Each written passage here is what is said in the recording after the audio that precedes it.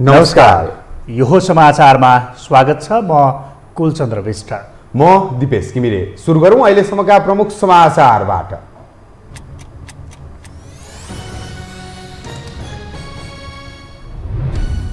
सत्ता गठबन्धनमा आफै विभाजन आउने एमाले अध्यक्ष ओलीको दाबी। मङ्सिरमा चुनाव नहुने खतरा बढेको जिकिर। एमालेलाई सत्तामा पुर्याउने गरी तयारी थाल्न नेता कार्यकर्तालाई निर्देशन। राजनीतिक दलहरू निर्वाचन लक्षित गतिविधिमा केन्द्रित। समाजवादी केन्द्र गठन गरेर काङ्ग्रेस र एमालेलाई दबाब दिने प्रयास। आन्तरिक समीकरणमा बदलावको सङ्केत। प्रतिनिधि सभा बैठकमा सांसदहरूको रोचक बहस। प्रचण्डको भारत भ्रमणबारे सदनलाई जानकारी दिन माग। एसपीपीमा रुलिङ गर्न भन्दै रोस्टम कब्जा गरेपछि बैठक अवरुद्ध। जनताको विरोधका बावजुद श्रीलङ्काको राष्ट्रपतिमा रनिल विक्रमासिंहे निर्वाचित। 2024 को नोभेम्बरसम्म कार्यकाल रहने। अर्थतन्त्र सुधार्ने मुख्य लक्ष्य। र नेपाली राष्ट्रिय क्रिकेट टिमका मुख्य प्रशिक्षक दशानायकेले दिए पदबाट राजीनामा। खेलाडीको प्रदर्शन खस्किएका बेला टोली प्रशिक्षकविहीन।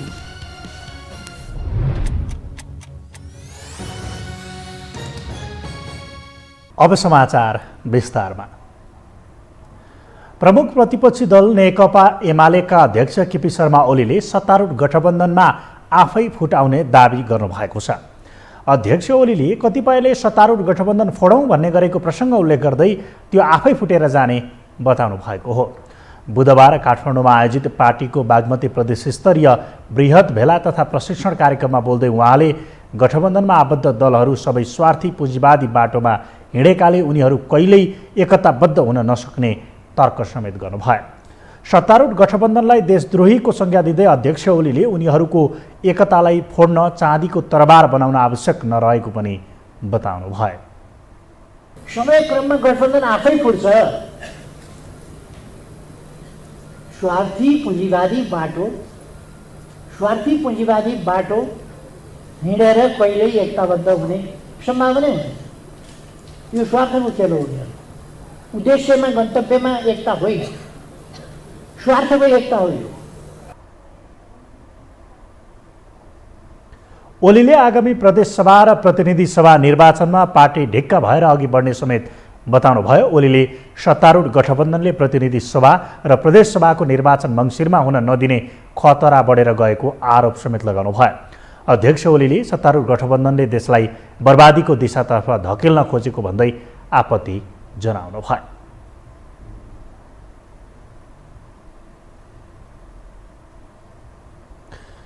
गठबन्धनको गठजोड भत्काउने एमालेको प्रयासका बावजुद पनि सत्ताको नेतृत्व गरेको नेपाली काङ्ग्रेसले आगामी प्रदेश र सङ्घीय निर्वाचनमा हालकै तालमेललाई निरन्तरता दिने निर्णय गर्यो, जसलाई गठबन्धनमा आबद्ध नेकपा माओवादी केन्द्र र एकीकृत समाजवादी सहितका दलहरूले समेत स्वागत गरे। यसले ढोकैमा रहेको वामकताको प्रयासलाई अब सम्भावना बाहिर पुर्याउँदैछ भने बरु एमाले बाहेकका कम्युनिस्ट शक्तिहरू मिलेर बन्ने समाजवादी केन्द्रको सम्भावनालाई बलियो बनाएको छ। एक रिपोर्ट। वैचारिक बाटो र राजनैतिक बाटो मिल्ने दलहरू बीच एकता गर्दै एउटा शक्ति निर्माण गर्ने र काङ्ग्रेससँग पनि मित्रवत सम्बन्ध कायम राख्दै चुनावमा जाने तयारी सहित मङ्गलबार सिंहदरबारमा छलफल चल्यो। नेकपा माओवादी केन्द्रका अध्यक्ष पुष्पकमल दाहाल प्रचण्ड र नेकपा एकीकृत समाजवादीका अध्यक्ष माधव कुमार नेपाल सहित नेकपा एकता राष्ट्रिय अभियानका संयोजक वामदेव गौतम छलफलमा होमिए। साथमा नेकपा एकीकृत समाजवादीका वरिष्ठ नेता झलनाथ खनाल, माओवादी केन्द्रका उपाध्यक्ष नारायण काजी श्रेष्ठ समेतको सहभागिता थियो। मूलत सत्ता गठबन्धनमै आबद्ध वामहरू र सत्ता बाहिर रहेका केही शक्तिहरूलाई खेरखार बनाएर समाजवादी केन्द्र निर्माणको प्रयास चलिरहेको छ, जुन आगामी आम निर्वाचन अघि नै गर्न पाए लाभकर हुने नेताहरूको बुझाइ छ। किनकि निर्वाचन अघि नै समाजवादी केन्द्र बनाएर काङ्ग्रेसलाई दबावमा राख्ने र बढीभन्दा बढी सिटमा बार्गेनिङ गर्ने मनसा नेताहरूमा देखिन्छ। र यो गठबन्धनलाई चाहिँ कायम राखेरै जानुपर्छ भन्नेमा हाम्रो कसैको पनि विमति छैन। तर कसरी प्रभावकारी बनाउने, लोकल इलेक्सनको अनुभवलाई पनि ध्यान दिएर अझ प्रभावकारी चाहिँ कसरी बनाउने भन्ने बारेमा हाम्रो चर्चा भइराखेको छ एकातिर। अर्कोतिर अब हिजो हामी नेकपा त एउटै पार्टीवाला पनि भयौँ। अहिले म माधव कुमार नेपाल, झलनाथ खनाल, वामदेव गौतम, नारायण काजी श्रेष्ठ भने त हिजोका सचिवालयका बहुमत हौँ हामी नेकपाको। त्यसो भएको हुनाले विचार मिल्नेहरूको बिचमा एकताको सम्भावनाबारे पनि हामी छलफल गरिरहेका छौँ। चुनाव अघि नै समाजवादी केन्द्र बनाउँदा काङ्ग्रेससँग सिट सङ्ख्यामा बार्गेनिङ गर्न मात्रै सहज हुने छैन। काङ्ग्रेससँग छुट्टिएर चुनाव लड्ने अवस्था आए ताकत पनि समाजवादी केन्द्रले दिनेछ। यसै कारण नेताहरू जोड जुलुमसँग गृह कार्य चलाइरहेका छन्। मङ्गलबार मात्रै माओवादी केन्द्रका अध्यक्ष प्रचण्डले बाबुराम भट्टराईसँग पनि छलफल गरेका थिए। मुख्यतः बाबुराम भट्टराईकै विचार हो समाजवादी केन्द्र। उनले कम्युनिस्ट भन्दा समाजवादी बढी समय सापेक्ष हुने र सबैलाई समेट्न सकिने बताउँदै आएका छन्। उनकै विचारको स्वामित्व लिएर दलहरू जान सके निर्वाचन अघि नै एकता सम्भव देखिन्छ, किनकि अहिले 100 सिटको दाबीसहित गठबन्धनलाई निरन्तरता दिने निर्णय गरेको कङ्ग्रेससँग माओवादी समाजवादी लगायतका दल सन्तुष्ट छैनन्। आफू बहुमतमा आउने गरी गठबन्धन गर्ने भनेर उसले जुन निर्णय गरेको छ त्यो चाहिँ एउटा नियतवश चाहिँ नेपाली काङ्ग्रेस आछ होइन। ऊ किन त्यसरी आछ हामी मूल्याङ्कन गर्छौँ, छलफल गर्छौँ। एउटा पार्टीलाई बहुमत बनाउनुको लागि गठबन्धनमा हामी सामेल हुने कि नहुने भन्ने हाम्रो चाहिँ एउटा अधिकारभित्रको प्रश्न हो र त्यस्तोमा हाम्रो पार्टी होइन कुनै एउटा अमुक पार्टीलाई बहुमत दिलाउन हाम्रो पार्टी प्रयोग हुने छैन। त्यसमा हामी एकदम सजग छौँ। काङ्ग्रेस खुम्चिन तयार नभए समाजवादीकै नाममा तालमेल गर्ने वा निर्वाचनमा जाने भन्ने विषयमा समेत नेताहरूबीच छलफल चलिरहेको छ। उनीहरू समाजवादी केन्द्रकै चिन्ह बनाएर चुनावमा जाने विषयमा समेत छलफल गरिरहेका छन्।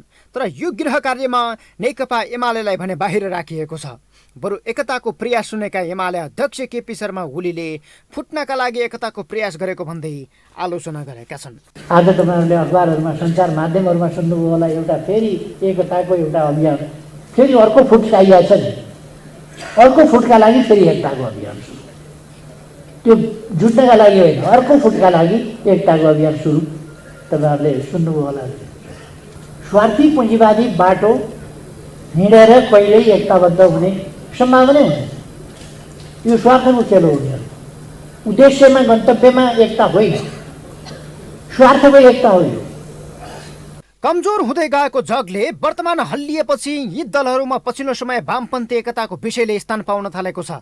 एमाले बाहेकका शक्ति एक हुन तयार पनि देखिन्छन्।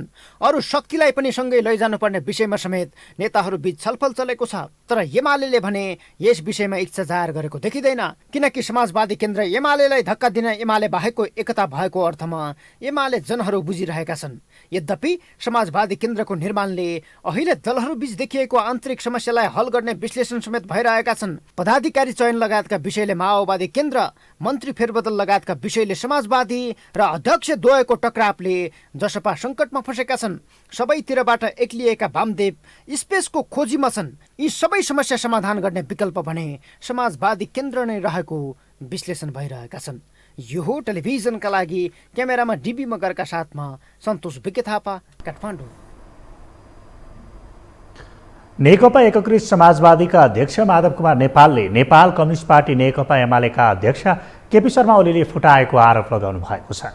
आज काठमाडौँमा नेकपा एकीकृत समाजवादीको स्कुल विभागले आयोजना गरेको स्थानीय तहका जनप्रतिनिधि अभिमुखीकरण कार्यक्रमलाई सम्बोधन गर्दै उहाँले एमाले अध्यक्ष ओलीले नेकपा फुटाएपछि पनि पार्टीलाई एकताबद्ध गर्न नसकेको आरोप लगाउनु भयो। उहाँले नेकपा एमालेमा राजा महाराजाको गन्ध आएपछि आफूले नयाँ पार्टी गठन गरेको बताउनु भयो। अध्यक्ष नेपालले ओलीले अहमता देखाएकै कारण अहिलेको अवस्था सिर्जना भइरहेको बताउनु भयो। अध्यक्ष नेपालले गठबन्धनको गीत बढी गाएका कारण स्थानीय तहको निर्वाचनमा अपेक्षाकृत नतिजा प्राप्त गर्न नसकेको स्वीकार गर्नुभयो। उहाँले गठबन्धनको भरोसा बढी गर्नाले र अरूको सहारामा बाँच्ने बानीले पार्टीलाई नोक्सान पुर्याएको बताउनु भयो।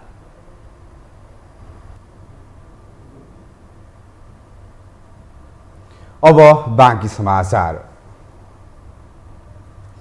नेपाली काङ्ग्रेसले आगामी निर्वाचनमा पनि गठबन्धन सहित जाने निर्णय गरेपछि यसको विभिन्न कोणबाट विश्लेषण सुरु भएको छ।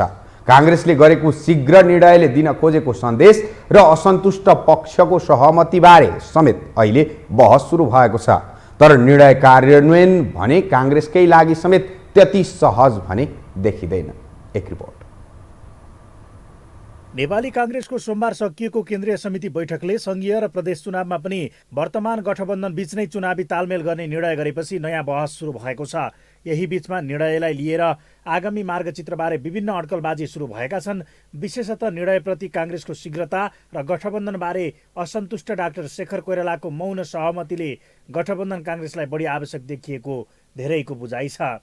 यो निर्णयमा पुग्न अघि काङ्ग्रेसले केन्द्रीय समितिमा व्यापक बहस गरेको थियो।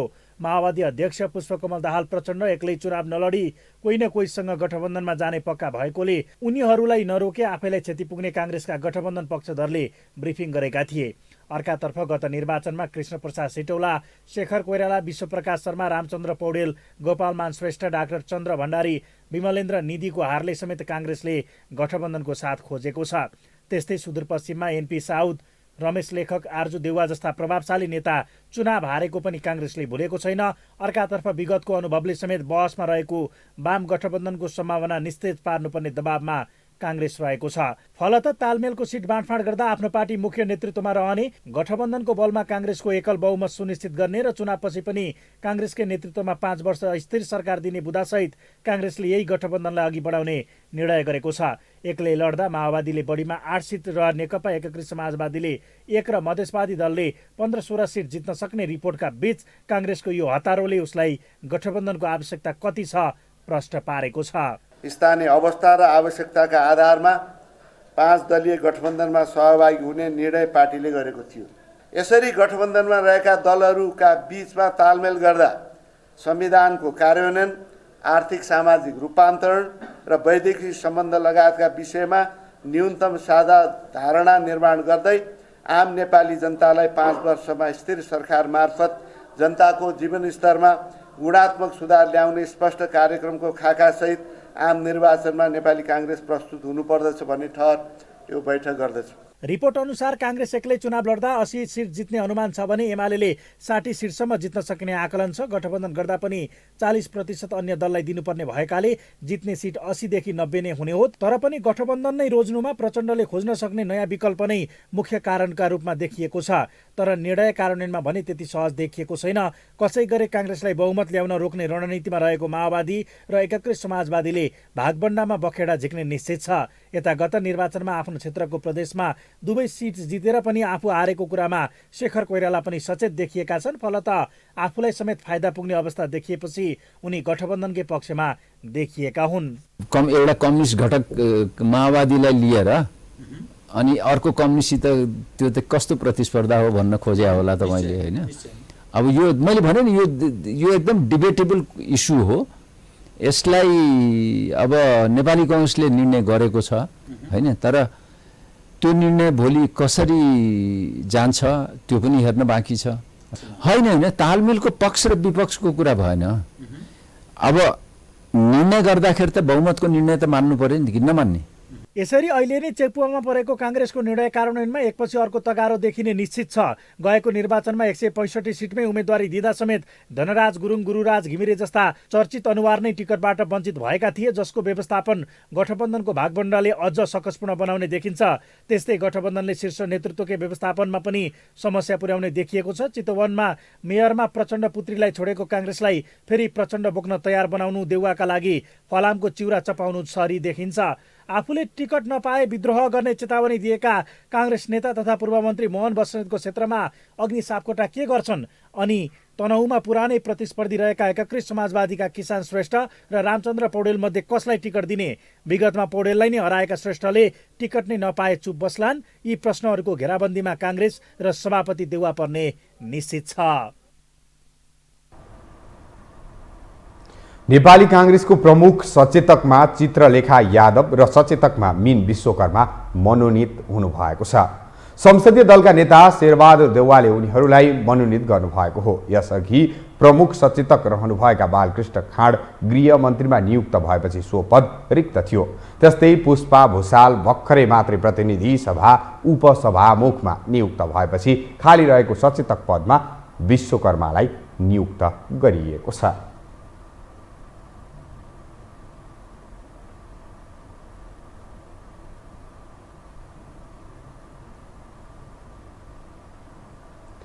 आज बसेको प्रतिनिधि सभाको बैठकमा सांसदहरूले अमेरिकी सैन्य सहयोग एसपीपीदेखि प्रचण्डको भारत भ्रमणको विषय उठाएका छन्।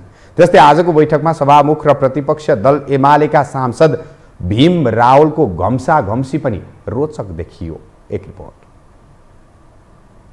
बुधबारको प्रतिनिधि सभा बैठकमा सांसदहरूले नेकपा माओवादी केन्द्रका अध्यक्ष पुष्पकमल दाहाल प्रचण्डको भारत भ्रमण, विवादित बनेको एम अधिकारी, एसपीपी सम्झौता लगायतका विषयमा विरोध सहित आफ्नो धारणा राखेका छन्। नेकपा एमालेका सांसद भीम रावलले एसपीपी बारे सरकारले पठाएको पत्रबारे सदनलाई जानकारी गराउन रुलिङ गर्नुपर्ने माग गर्दै रोस्टम कब्जा गरे। प्रतिनिधि सभामा ग्लोबल ग्रीन ग्रोथ इन्स्टिट्युटको सहभागितामूलक सदस्यको रूपमा सदस्यता प्राप्त गर्न स्वीकृत प्रदान गर्ने सम्बन्धी छलफलका क्रममा बोल्न रोस्टम पुगेका रावलले एसपीपीको विषयमा उठान गरेका हुन्। सभामुखको डासमा अध्यक्षता सत्य पहाडीले गरेकी थिइन्। उनले पटक पटक आसन ग्रहण गर्न आग्रह गर्दा पनि रावलले नमानेपछि बैठकमा पुनः पुगेका सभामुख अग्निप्रसाद सापकोटाले केही समय बैठक नै स्थगित गर्नु पर्यो। विषयान्तर भएको हुनाले त्यो निर्देशन गर्न मिल्दैन। तपाईँ आफ्नो आसनमा गएर बस्नु होला। यो सम्झौता छ नि, यो बैठक 15 मिनेटका लागि स्थगित हुन्छ। त्यस्तै नेकपा माओवादी केन्द्रका सांसद गजेन्द्र बहादुर महतले सीसीटीभी फुटेज खोज्न समिति बनाउने सदनले एम अधिकारी हराउँदा चासो नदिएको भन्दै प्रश्न गरे। सबैभन्दा ठुलो पार्टीको एउटा महत्त्वपूर्ण विभागको एउटा केन्द्रीय सदस्य हराउनु भएको छ साहब महोदय।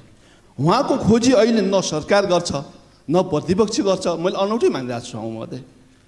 अब सरकार त्यो विद्यार्थीको जिम्मा लगाइरहेको छ त्यो खोजी गर्ने, प्रतिपक्ष आफ्नो महत्त्वपूर्ण सदस्य खोज्नुको साटो सीसी क्यामेरा खोज्दै हिँडेको छ। अब यहाँ पनि कस्तो विडम्बना छ सभामुख महोदय, यो सीसी क्यामेरा खोज्ने एउटा समिति बनिसकेको छ। त्यत्रो एउटा महत्त्वपूर्ण मान्छे हराएको छ, त्यो खोज्ने कुनै समिति बनेकै छैन अहिलेसम्म। अब कसलाई भनौँ। त्यस्तै नेमकिपाका सांसद प्रेम सुवालले नेकपा माओवादी केन्द्रका अध्यक्ष पुष्पकमल दाहाल प्रचण्डको भारत भ्रमणबारे सदनमा जानकारी गराउन माग गरे। प्रचण्ड भारत भ्रमणमा रहँदा प्रधानमन्त्री शेरबहादुर देउवा पत्नी आरजु राणा पनि भारतमै रहेको र त्यही बेला भारतीय पक्षले नेपाली भूमि मिच्ने क्रम बढाएको दावी गर्दै नेकपा सांसद प्रेम सुवालले प्रचण्डले भारत भ्रमणबारे जानकारी गराउनु पर्ने बताए। सरकारका अधिकारीहरू, नेताहरू जति भारत भ्रमणमा जान्छन् त्यति भारत सरकारले नेपालको भूमि अतिक्रमण बढाएको छ। माओवादी केन्द्रका अध्यक्ष एवं पूर्व प्रधानमन्त्री पुष्पकमल दाहालको भर्खरै भारत भ्रमण भयो।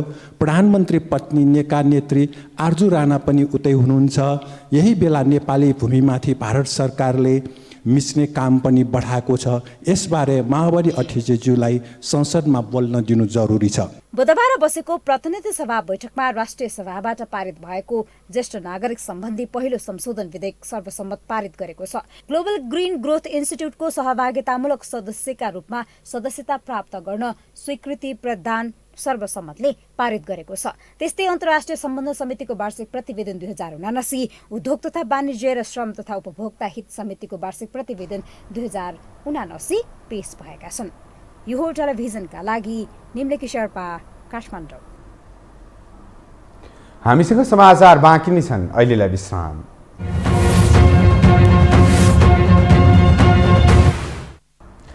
विश्रामपछि यो समाचारमा स्वागत छ। अब बाँकी समाचार।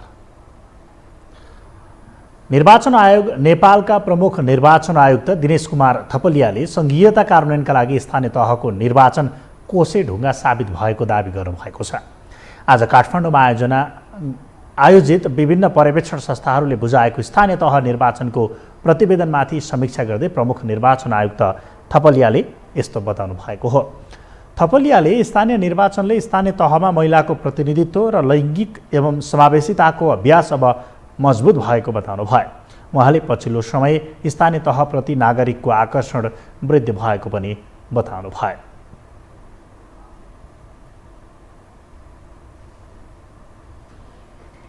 हामीले हेर्दा के देखेका छौँ भने स्थानीय तहमा महिलाको प्रतिनिधित्व र एउटा लैङ्गिक एवं समावेशिताको अभ्यास अब मजबुत भएको छ, अब घट्दैन।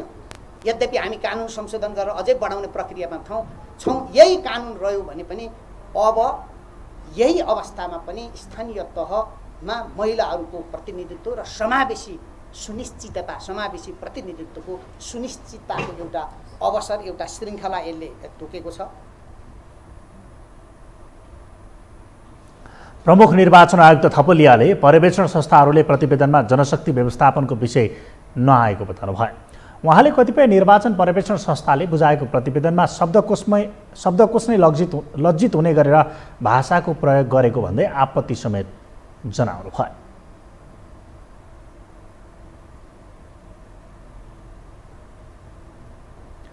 खर्चको लेखाजोखा गरिरहेको महालेखा परीक्षकले बेरोजुको कहालीलाग्दो अवस्था वर्षेनी पेश गरिरहेको छ, तर खर्च गर्ने निकाय गैर जिम्मेवार देखिएका छन्। केन्द्रदेखि स्थानीय तहहरूमा बढ्दै गएको अनियमितताले डाँडो काटेको तथ्याङ्कले नै प्रश्न पारेको छ। एक रिपोर्ट। हरेक वर्ष बेरोजोको ग्राफ बढ्दै गएको छ। महालेखा परीक्षकको कार्यालयले हरेक वर्ष सार्वजनिक गर्ने प्रतिवेदनमा अर्बौं रुपैयाँ बेरोजु देखिने गरेको छ। यसरी महालेखाले देखाएको बेरोजु 1 वर्षसम्म फर्च्योट गर्नुपर्ने व्यवस्था छ। महालेखा परीक्षकको कार्यालयले बेरोजु घटाउन दिएको निर्देशनलाई अटेर गर्ने प्रचलन बढेर गएका कारण बेरोजुको अङ्क निरन्तर बढिरहेको हो। वर्षौं बितिसक्दा पनि बेरोजु नघटाउने निकायलाई सरकारले कारबाही गर्न सकेको छैन। महालेखा परीक्षकको कार्यालयले राष्ट्रपति समक्ष पेश गरेको 64औं प्रतिवेदनमा अघिल्लो वर्षको जस्तै बेरोजुको चाङ देखियो। बेरोजु घटाउने विषयमा समयमै सबै निकायलाई पत्राचार गरिन्छ, तर ती निकायले त्यस आग्रहलाई वास्ता गर्दैनन्। यसपटक सबैभन्दा बढी भ्रष्टाचार सङ्घ अन्तर्गतका मन्त्रालयमा देखिएको छ। स्थानीय तहमा पनि भ्रष्टाचार बढ्दो अवस्थामा छ। तथ्याङ्कले देखाए अनुसार 1 वर्षमा 1 खर्ब 15 अर्ब 1 करोड बेरोजु थपिएको छ। सोही अवधिमा 50 अर्ब 29 करोड बेरोजु फर्च्योट भएको छ, जुन अघिल्लो वर्षको तुलनामा 15.46% बढी हो। बेरोजु बढ्नुमा अकाउन्टले समयमा नै हिसाब किताब पेश नगर्ने, नमिलेको कुराहरू समयमा नै नमिलाउने र कागजपत्रहरू पेश नगर्ने भएको स्वयं महालेखाको स्वीकारोक्ति छ। अहिले 1 खर्ब 53 अर्बले बढ्यो। 1 खर्ब 53 अर्बले बढेको भनेको चाहिँ के हो भन्दाखेरि बेरोजु नै बढ्यो। एउटा 1 खर्ब 15 अर्ब, पोहोर साल चाहिँ 1 खर्ब 3 अर्ब मात्र बेरोजु थियो, 1 वर्ष उठेको होइन, त्यो 12 अर्ब जति त्यो बढ्यो। अनि फर्चोट चाहिँ थोरै भयो, 50 अर्ब मात्रै फर्चोट भयो। भनेपछि बढेको 1 खर्ब 15 अर्ब 50 अर्ब मात्रै फर्चोट हो भने त झन्डै 65 अर्ब त यही बढ्यो। गत आर्थिक वर्षमा पनि अधिकांश निकायमा बेरोजु बढेको छ। बेरोजु देखिएको निकायमा तत्काल प्रक्रिया पुर्याएर फर्चोट गर्ने व्यवस्था हुनुपर्छ, होइन भने हरेक वर्ष बेरोजु थुप्रिँदै जाने परम्परा स्थापित हुन्छ। यसैलाई निराकरण गरी हरेक वर्ष बेरोजु फर्चोट गर्ने नियमलाई कडाइका साथ कार्यान्वयन गर्नुपर्छ। वास्तवमा बेरोजुलाई सामान्य र स्वाभाविक रूपमा लिने प्रवृत्तिका कारण हरेक वर्ष यसको अङ्क थपिएको हो। हामीले हेर्ने भनेको जहाँ अरबौंका ठेक्का छन्, करोडौंका ठेक्का छन् र अरू त्यस्तै कारोबारहरू छन्, त्यही नै बढी रिस्क छ, त्यही नै बढी ल्याप्सेस हुन्छ। हेर्ने त्यही हो। त्यसकारण संसारभरि जोखिम आधारित नै लेखा परीक्षण गर्छन्। हामीले पनि त्यही पद्धति अपनाउनु पर्छ। यी सानातिना कुराहरूमा गएर कहीँ पुगिँदैन। त्यसकारण हामी सार्वजनिक लेखा समितिले पनि त्यो महालेखा परीक्षकले ल्याएको प्रतिवेदन सम्पूर्ण छलफल गर्ने होइन। अब हामी त्यसमा पनि सर्टिलिटिङ गर्ने, जोखिममा आधारित त्यहाँ पनि हो। र उहाँले ल्याएका मध्येमा कहाँ हाई रिस्क छ तिनीहरूलाई मात्रै औँल्याएर हामीहरू त्यसमा 100वटा 50वटा कति छन् 300वटा औँल्याएर त्यसमा मात्रै छलफल गर्ने हो। निश्चित अवधिभित्र बेरोजु फर्च्योट नगरे भ्रष्टाचार ठहरिने र त्यसका लागि कठोर कानुनी कारबाही वहन गर्नुपर्ने नीति कडाइका साथ लागू गरियो भने मात्र यसको अङ्क घट्दै जानेछ। अन्यथा बेरोजु देखाउनु एक प्रकारको कर्मकाण्डीय अभ्यास मात्र हुन सक्छ। महालेखाले बेरोजु देखाइरहन्छ, सरकारवाला निकाय त्यसलाई सामान्य रूपमा हेरिरहन्छन्। सर्वत्र बजेट प्रवाह गर्ने स्रोत निकाय अर्थ मन्त्रालयमै बढी बेरोजु देखिनुले यही तथ्य प्रमाणित गरिरहेको छ। अब बाँकी समाचार। नेपाल राष्ट्र बैंकले मौद्रिक नीतिको मस्यौदा तयार पारेको छ। अर्थतन्त्रको बाह्य क्षेत्र र वित्तीय क्षेत्रको स्थायित्वलाई केन्द्रमा राखेर राष्ट्र बैंकले अन्तर्विभागीय सुझाव समन्वय समितिले मौद्रिक नीतिको मस्यौदालाई अन्तिम रूप दिएको हो। राष्ट्र बैंकको अनुसन्धान विभागका कार्यकारी निर्देशक प्रकाश कुमार श्रेष्ठको संयोजकत्वमा समितिले अन्तर्विभागीय तहमा छलफल गरी व्यवस्थापन समितिलाई मस्यौदा बुझाएको छ। उक्त समितिको अध्यक्षमा गभर्नर महाप्रसाद अधिकारी हुनुहुन्छ। 2 जना डिप्युटी गभर्नर र 1 जना वरिष्ठ अधिकृत रहने व्यवस्था समितिले पारित गरेपछि अनुसन्धान विभागले सञ्चालक समितिलाई पेश गर्नेछ। सञ्चालक समितिलाई चित्त नबुझेमा विभागलाई परिमार्जन गर्न ल्याउन सक्छ। परिमार्जनपछि सञ्चालक समितिले मौद्रिक नीतिलाई पारित गर्ने र औपचारिक निर्णय गरी सार्वजनिक गर्ने व्यवस्था छ। राष्ट्र ब्याङ्कका प्रवक्ता गुणाकर भट्टले मौद्रिक नीतिको सुझाव सम्बन्धी छलफल टुङ्गिएको जानकारी दिनुभयो। राष्ट्र ब्याङ्कले बाह्य क्षेत्रलाई सन्तुलनमा ल्याउने, वित्तीय स्थायित्व कायम राख्ने तथा मूल्य वृद्धि नियन्त्रण गर्ने गरी मौद्रिक नीतिको मस्यौदा तयार गरेको बुझिएको छ। मौद्रिक नीति आगामी शुक्रबार आउने बुझिएको छ।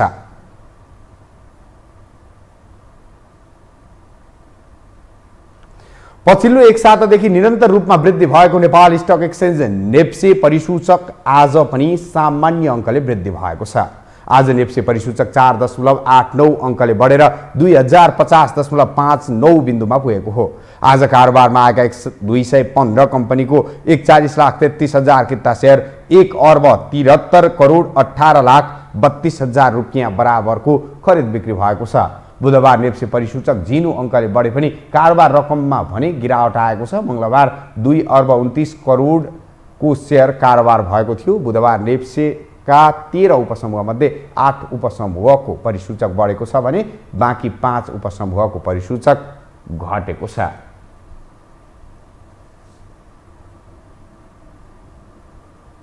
हामीसँग अन्तर्राष्ट्रिय र खेल समाचार बाँकी नै छन्। अहिलेलाई विश्राम।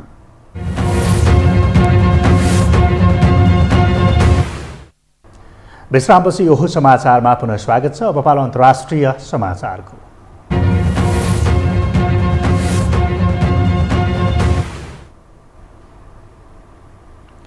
जनताको विरोधका बावजुद श्रीलङ्काको राष्ट्रपतिमा रनिल विक्रमासिङ्घे निर्वाचित भएका छन्। आज संसदमा भएको राष्ट्रपतिको निर्वाचनमा उनी विजयी भएको सभामुखले घोषणा गरेका हुन्। उनले 134 मत प्राप्त गरे। उनका निकटतम प्रतिद्वन्दी दुल्लस अल्लाहपेरुमेले 82 र अनुरा कुमारा दिशानायकेले 3 मत पाए। तत्कालीन राष्ट्रपति गोटाबाया राजापाक्सले राजीनामा दिएपछि विक्रमासिङ्घेलाई कार्यवाहक राष्ट्रपति बनाइएको थियो। नयाँ राष्ट्रपतिका रूपमा विक्रमासिङ्घेको कार्यकाल सन् 2024 को नोभेम्बरसम्म रहनेछ। गोटाबायाको बाँकी रहेको कार्यकाल नै नयाँ राष्ट्रपतिको कार्यकाल हुनेछ।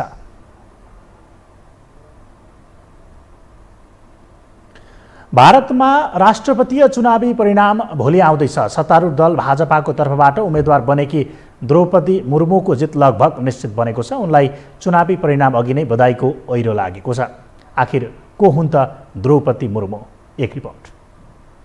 गएको सोमबार भारतमा भएको राष्ट्रपतीय चुनावी परिणाम अबको केही घण्टामै आउँदैछ। भावी राष्ट्रपतिलाई स्वागत गर्न भारतीय जनता निकै आतुर देखिन्छन्। 5 वर्षपछि भएको निर्वाचनमा नयाँ राष्ट्रपतिमा सत्तारूढ दल भाजपाकी उम्मेद्वार द्रौपदी मुर्मु विजयी बन्ने लगभग निश्चित छ। त्यसैकारण चुनावी परिणाम अघि नै उनलाई देशी विदेशी जनताले बधाई दिँदै खुसी साटिरहेका छन्। भाजपाद्वारा राष्ट्रपति निर्वाचनका लागि उम्मेद्वार बनेकी आदिवासी राजनीतिज्ञ द्रौपदी देशको सर्वोच्च पदमा पुग्ने प्रथम आदिवासी नेत्री बन्ने छिन्। 64 वर्षीय पूर्व शिक्षिका समेत रहेकी मुर्मु ओडिसा राज्यकी हुन् भने उनी 2 दशकदेखि भारतीय जनता पार्टी भाजपासँग आबद्ध छिन्। गत राष्ट्रपतीय निर्वाचन अघि नै उनलाई उम्मेद्वार बनाउने बारे भाजपा सकारात्मक भए पनि मुर्मु सन् 2017 यता चर्चामा आएकी थिइन्। त्यसबेला उनी झारखण्ड राज्यको गभर्नरका रूपमा कार्यरत थिइन्। उनको जन्म 1958 को जुन 20 मा मयूरभञ्ज जिल्लाको बैदापोसी गाउँमा भएको थियो। उनी सन्थाल आदिवासी समुदायकी हुन्। उक्त समुदाय भारतको सबैभन्दा पुरानो र ठूलो आदिवासी समूहमा पर्दछ। मध्यम वर्गमा हुर्किएकी मुर्मुले उडिसा सरकारको सामान्य कर्मचारीका रूपमा काम थालेकी थिइन्। उनले सन् 1979 देखि 1983 मा सिँचाइ तथा ऊर्जा विभागका कनिष्ठ सहायक बनेर काम गरिन्। उनको राजनीतिक यात्रा भने सन् 1997 मा सुरु भएको हो। त्यतिबेला उनी स्थानीय निर्वाचनमा स्थानीय परिषद सदस्य चुनिएकी थिइन्। भाजपाबाट उनी राज्यसभामा सन् 2000 र सन् 2009 मा गरेर 2 पटक राय रङपुरबाट निर्वाचित भइन्। आफ्नो कार्यकालमा राम्रो काम गरेर चर्चा बटुलेकी मुर्मु सन् 2000 देखि 2004 सम्म ओडिसा राज्यको गठबन्धन सरकारमा मन्त्री समेत बनिन्। भारतमा राष्ट्रपति पद कार्यकारी नभए तापनि एक सर्वोच्च र सम्मानित पद हो। यसअघि सन् 2007 मा भारतीय राष्ट्रिय कांग्रेस पार्टीकी प्रतिमा पाटिल पहिलो महिला राष्ट्रपति बनेकी थिइन्। अब भाजपाकी द्रौपदी मुर्मु भावी राष्ट्रपति बन्ने लगभग निश्चित भएसँगै उनी दोस्रो महिला राष्ट्रपति बन्ने छिन्। यद्यपि सर्वोच्च पदमा पुग्ने प्रथम आदिवासी नेत्री पनि बन्ने छिन्। भाजपाले राष्ट्रपति पदको उम्मेद्वारका रूपमा नाम घोषणा गरेपछि मुर्मुले आफू अचम्मित भएको भन्दै खुसी साटेकी थिइन्। त्यसो त भारतको संविधानले आदिवासी समुदायलाई सामाजिक र आर्थिक अवसरबाट वञ्चित गरेको आरोप लाग्दै आएको छ। यो समुदाय देशकै कमजोर समुदाय मानिन्छ। भाजपाले तिनै कमजोर ठानिएको समुदायलाई सर्वोच्च पदमा अघि सारेर लोकतन्त्रको सुन्दर पक्ष सतहमा ल्याएको छ। यो हो टेलिभिजनका लागि अन्तर्राष्ट्रिय एजेन्सीहरूको सहयोगमा मेनुका श्रेष्ठको रिपोर्ट। अब पालो खेल समाचारको।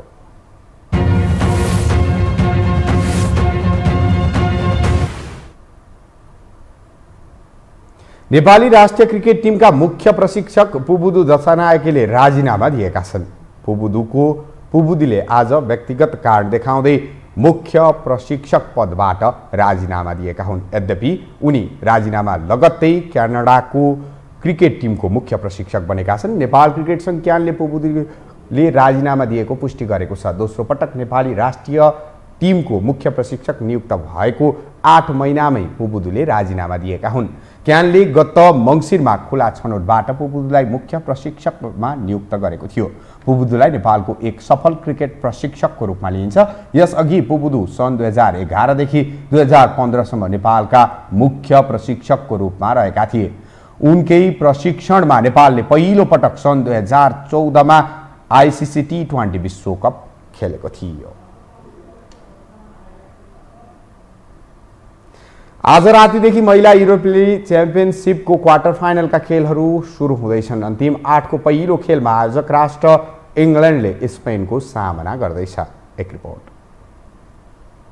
महिला युरोकप 2022 को क्वार्टर फाइनल खेल बुधबार रातिबाट सुरु हुँदैछ। क्वार्टर फाइनलको पहिलो खेलमा आज ब्राइटनको एमएक्स स्टेडियममा आयोजक राष्ट्र इङ्ल्यान्ड र स्पेन भेट्दैछन्। यी दुईको खेल नेपाली समयअनुसार पाउने 1 मा हुनेछ। आजको विजेताले नै फाइनलको टिकट पक्का गर्न सक्ने फुटबल पण्डितको विश्लेषण छ, किनभने यी दुई राष्ट्र नै प्रतियोगितामा उपाधिको सबैभन्दा ठूलो दावेदार हुन्। समूह चरणमा सनसनीपूर्ण प्रदर्शन गरेको इङ्ल्यान्डले निकै रवाफका साथ क्वार्टर फाइनलको यात्रा तय गरेको छ। सरिना बेगमनले गत सेप्टेम्बरमा प्रशिक्षकको भूमिका सम्हालेसँगै इङ्ल्यान्ड पछिल्ला 17 खेलमा अपराजित छ। 8औं वरियताको इङ्ल्यान्डले समूह चरणको 3 खेल पनि सहजै हात पार्न सफल भएको थियो। समूह चरणमा 1 गोल नखाई 14 गोल गरेको इङ्ल्यान्डलाई यसको हौसला त मिल्छ नै, साथै दर्शकको उपस्थितिले पनि आत्मविश्वास बढ्नेछ। घरेलु टोलीले यसै मैदानमा नर्वेमाथि 8-0 को फराकिलो जित निकालेको थियो। तर बुधबार एमएक्समा भने टोलीको चुनौती फरक हुनेछ। फिफा वरियतामा यी दुई बीच 1 स्थानको मात्र अन्तर छ। स्पेनिस टिममा युरोपेली च्याम्पियन्स लिग विजेता खेलाडीको बाहुल्यता छ। यद्यपि स्पेन यस प्रतियोगितामा केही अभागी पनि साबित भएको छ। समूह चरणमा जर्मनबाट हार बेहोरेको स्पेनिस केही सङ्घर्षरत छ। बालेन्डियर विजेता एलेक्सिया पुटेलास र सर्वकालीन उच्च गोलकर्ता जेनिफर हेमोर्सो चोटका कारण मैदान बाहिर छन्। महत्त्वपूर्ण खेलमा स्पेनलाई यी दुई खेलाडीको अनुपस्थिति पक्कै खड्किनेछ। यता लगातार चौथो पटक ठूला प्रतियोगिताको सेमिफाइनल प्रवेशको दाउमा रहेको इङ्ल्यान्डलाई पनि प्रशिक्षक बेगमनको स्वास्थ्य अवस्थाले भने केही धक्का दिन सक्छ। कोरोनाबाट संक्रमित बेगमन उत्तरी आयरल्यान्ड विरुद्धको अन्तिम खेलदेखि नै मैदान बाहिर छन्। यद्यपि सेमिफाइनल प्रवेशका लागि यी दुई टिमबीच बराबरीको रोमाञ्चक टक्कर चल्ने निश्चित छ। आक्रामक शैली अपनाउने इङ्ल्यान्ड र बलमाथि नियन्त्रण राखेर खेल्ने स्पेन बीचको खेलले सबैको ध्यान तान्नेछ। तुलनात्मक रूपमा पुरुषको दाँजोमा कम चासो रहने गरेको महिला फुटबल इतिहासमै सफल हुने क्रममा छ। अहिलेसम्म महिला युरोपियन च्याम्पियनसिपको इतिहासमै यो प्रतियोगिताले सबैभन्दा धेरै दर्शक उपस्थितिको कीर्तिमान बनाइसकेको छ। यदि धेरै उत्साहका साथ प्रतियोगिता अघि बढिरहँदा अन्त्यसम्ममा यसको नाफाले नयाँ उचाइ हासिल गर्नेमा आयोजक उत्साहित छ। खेल समाचारसँगै हामी यो समाचारको अन्त्यमा आइपुगेका छौँ। बिदा हुनु अघि प्रमुख समाचार पुनः एकपटक।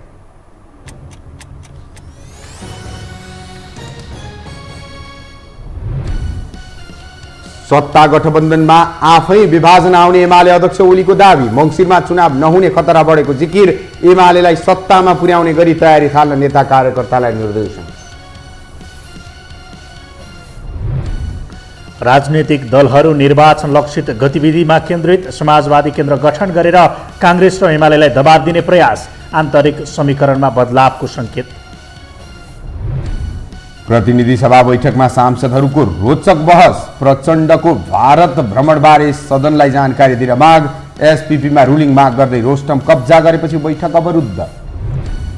जनताको विरोधका बावजुद श्रीलङ्काको राष्ट्रपतिमा रनिल विक्रमासिंहे निर्वाचित। 2024 को नोभेम्बरसम्म कार्यकाल रहने अर्थतन्त्र सुधार्ने मुख्य लक्ष्य। र नेपाली राष्ट्रिय क्रिकेट टिमका मुख्य प्रशिक्षक दशनायकेले दिए पदबाट राजीनामा। खेलाडीको प्रदर्शन खस्किएका बेला टोली प्रशिक्षक विहीन।